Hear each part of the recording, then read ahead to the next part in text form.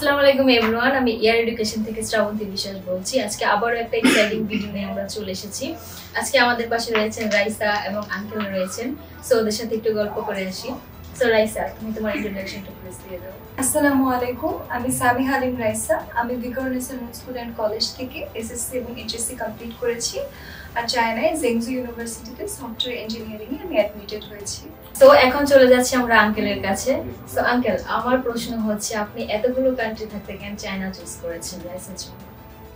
China choose করার main উদ্দেশ্য হলো চায়না হলো আইটির জগতে এখন সারা বিশ্বের মধ্যে সেরা নাম্বার 1 এবং জেংজু ইউনিভার্সিটিও ওয়ার্ল্ডের টপ একটা ইউনিভার্সিটি, সেটার জন্য একটা আমার পছন্দ হওয়া এটা। আরেকটা বিষয় হলো এয়ার এডুকেশনের কাছে, যেমন এখানে আজাদ ভাই আছেন, সে আমাকে একটা প্রপার গাইডলাইন দিয়েছিলেন যে অ্যাকচুয়ালি আমরা হয়তো বা ইউরোপ আমেরিকা এদিক সেদিক যাই, সেখানে অনেক এক্সপেন্ড, আমি সেই টাকার অনেক কম এক্সপেন্ড করে আমি তার চাইতে ভালো লার্নিং এখানে করতে পারবো। দ্যাটস ওয়াই আমি ওগুলোকে বাদ দিয়ে আমি চায়নাটাকে পছন্দ করেছিলাম আমার মেয়ের জন্য। সো রাইসা, সফটওয়্যার ইঞ্জিনিয়ারিং কেন চুজ করেছো? আসলে আমি অনেক ছোট থেকে আমার আব্বুর অফিসের কাজের জন্যই হোক, আমাদের বাসায় একটা কম্পিউটার ছিল। তো ছোট ছিলাম তখন কম্পিউটারটা আসলে গেম ভিডিও এগুলো দেখার ক্ষেত্রে ছিল। পরে যখন বড় হয়ে অলওয়েজ থাকার পরে একটু গুতাগুতি করতাম কম্পিউটার। তারপরে কলেজে ওঠার পরে আরো সি প্রোগ্রামিং, তারপরে HTML থেকে শুরু করে অনেক কিছু আমরা করেছি এবং এটা থেকে আসলে আমার ইন্টারেস্টটা শুরু হয় যে কম্পিউটারটা আমাদের বাসায় আমাদের কাছে থাকছে, কিন্তু আমরা এখানে কত ধরনের ভার্সেটাইল কাজ করতে পারছি। এই কারণে আমার সফটওয়্যার ইঞ্জিনিয়ারিংটাকে পছন্দ করা। আচ্ছা রাইসা, এয়ার এডুকেশনকে কিভাবে খুঁজে পেয়েছো? যদিও আমরাও একটু দেখাশোনা করছিলাম যে কোন এজেন্সি থেকে আমরা যেতে পারি বা কোন এজেন্সি আসলে আমাদেরকে ওইভাবে কনসালটেশনটা দিবে। তারপর আমরা একটা ফ্রেন্ডও আপনাদের এয়ার এডুকেশন থেকে জেংজু ইউনিভার্সিটিতে ফার্মাসিতে পড়ছে। সো ওই আমাকে ফাইনালি সাজেস্ট করে যে তুমি এয়ার এডুকেশনে গিয়ে দেখতে পারো, ওরা একটা ডিটেইল প্ল্যান দিবে তোমাকে, তোমার পরবর্তীতে কি লাগবে। সো ফাইনালি আমাদের এয়ার এডুকেশনটাই চয়েস করা হয়েছিল। সো এবার আমরা চলে যাচ্ছি আঙ্কেলের কাছে। সো আঙ্কেল, আমার পরবর্তী কোয়েশ্চেন হচ্ছে বাংলাদেশে তো অনেক কনসালটেন্ট ফার্ম আছে, তো আপনি সবকিছু ছেড়ে এয়ার এডুকেশনকে কেন চুজ করেছেন? এখানে আজাদ ভাই আছেন আমাদের পাশের ডিস্ট্রিক্টের, তার কাছে এসে আমি মেইনলি এখানে খুব বেশি পছন্দ হয়েছে তাদের কথাবার্তা। সবচেয়ে বড় কথা এয়ার এডুকেশনের যে সার্ভিসটা যেটা তারা দেয়, নট অনলি এখানে যেটা দিল আমরা তো খুব হ্যাপি, বিশেষ করে আমি খুব হ্যাপি।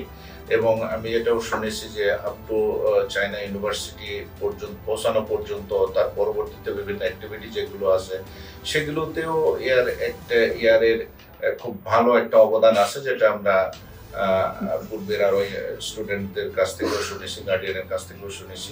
বিকজ এয়ার এডুকেশনকে পছন্দ এবং তাদের মাধ্যমে এই কাজ করা। আর আমার মেইনলি উদ্দেশ্য ছিল যে বলেছিলাম যে ইউরোপ আমেরিকার মতো ওই দিকে আমার মেয়েকে একটু পড়াবো, এটা আমার অনেক আগের থেকে শখ। সেটার আদলে আসলে ওইদিকে হলো না, কারণ যখন আমি দেখলাম ভালো একটা স্কলারশিপের ব্যবস্থাও এখানে আপনারা এয়ার এডুকেশনের মাধ্যমে করাইতে পারলো, এটাতেই আমি মেইনলি প্লিজড হয়েছিলাম। এবং তারপর পরবর্তীতে আমি এখানেই ফাইনালি সিদ্ধান্ত নিয়েছি যে এখানেই পড়াবো এবং তার মাধ্যমে এখন ভিসা এবং এভরিথিং সব কমপ্লিট। এখন শুধু যাওয়ার পালা। সো রাইসা, এই যে তোমার ভিসা এবং হচ্ছে জেডব্লিউ পেপার এবং অ্যাডমিশন নোটিস সবচেয়ে চলে এসেছে।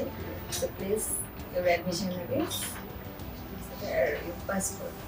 সো তোমার এগুলো হাতে পেয়ে কেমন ফিল হচ্ছে প্লিজ জানাও। অনেক ভালো লাগছে, এত ওয়েটের পরে পাওয়া, সবকিছু প্রসিডিউর সম্পূর্ণ ভালোভাবে কমপ্লিট হয়েছে আলহামদুলিল্লাহ। ইনশাআল্লাহ এখন পরবর্তীতে শীঘ্রই আমাদের যাওয়া হবে।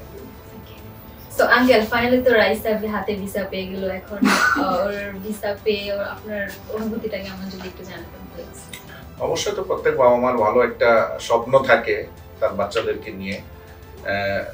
এই ভিসা যেদিন এখানে এম্বাসিতে দাঁড়ানো, তারপর থেকে সার্ভিস সেন্টারে ভিসার স্টিকার নেওয়া, অল এভরিথিং সব কিছুতেই আমি ছিলাম। লাস্ট অফ অল এটা আমরা আজকে হাতে পেয়েছি। এখন আমার সন্তানের প্রতি আমার যেই আশাটুকু ছিল, যেটুকু আশা আছে, এখন বাদবাকি সেখানে যে সে কতটুকু সেটা রেজাল্ট দিতে পারে, এটাই হলো সবচেয়ে বড় পাওনা হবে। পিতামাতার কষ্টের ফল এখানেই আমরা মনে করব যে সার্থক হবে যদি সে সেখানে যে ভালো একটা রেজাল্ট নিয়ে আসতে পারে। এবং সেখানে গ্রাজুয়েশনটা কমপ্লিট করার পরে যাতে আমি যে আমার বড় যেটা শখ ছিল ইউরোপ আমেরিকার মতো জায়গাতে যদি তাকে মাস্টার্স করাইতে পারি, সেটা আমার জন্য বড় একটা পাওয়া হবে। এবং সেটার আশাই আমি অপেক্ষা করছি আমার মেয়ের উপরে। দেখা যাক সে কতটুকু কি করতে পারে। আমি আশা করি ভালো কিছু একটা রেজাল্ট বহন করবে এবং নিয়ে আসে দিবে, এটাই আমি আশা ব্যক্ত করি। এবং আপনাদের সকলকে আমি আবারও আমার পক্ষ থেকে অনেক অনেক ধন্যবাদ জানাবো, কারণ আপনারা সুন্দর সার্ভিস এবং সুন্দর একটা সেটেলমেন্ট আপনারা করতে পারছেন আমাদের জন্য। আপনাদেরকে অনেক অনেক ধন্যবাদ আমার পক্ষ থেকে। সো রাইসা, পরবর্তী ইনটেকের জন্য যেসব জুনিয়ররা চায়নাতে অ্যাপ্লিকেশন করতে চাচ্ছে তাদেরকে তুমি এয়ার এডুকেশন থেকে রিকমেন্ডেশন করবে কিনা? জি, আমি ওদেরকে রেকমেন্ড করবো এয়ার এডুকেশন, কারণ সত্যি বলতে আমাদের দেশে আমরা কিন্তু স্টুডেন্টরা ঠিক প্রসিডিওরগুলো জানি না, বাইরের দেশে কিভাবে অ্যাপ্লাই করতে হয়, এটার খরচ কিরকম হয়, এবং অ্যাপ্লিকেশনের অনেক খুঁটিনাটি ব্যাপার আছে। এবং গার্জিয়ানদেরকেও অনেক গুছিয়ে বলতে হয় যে তাদের সন্তানকে তারা যেখানে পাঠাচ্ছে ওখানে পরিবেশ কিরকম, ওখানে তাদের খরচ কিরকম পড়বে।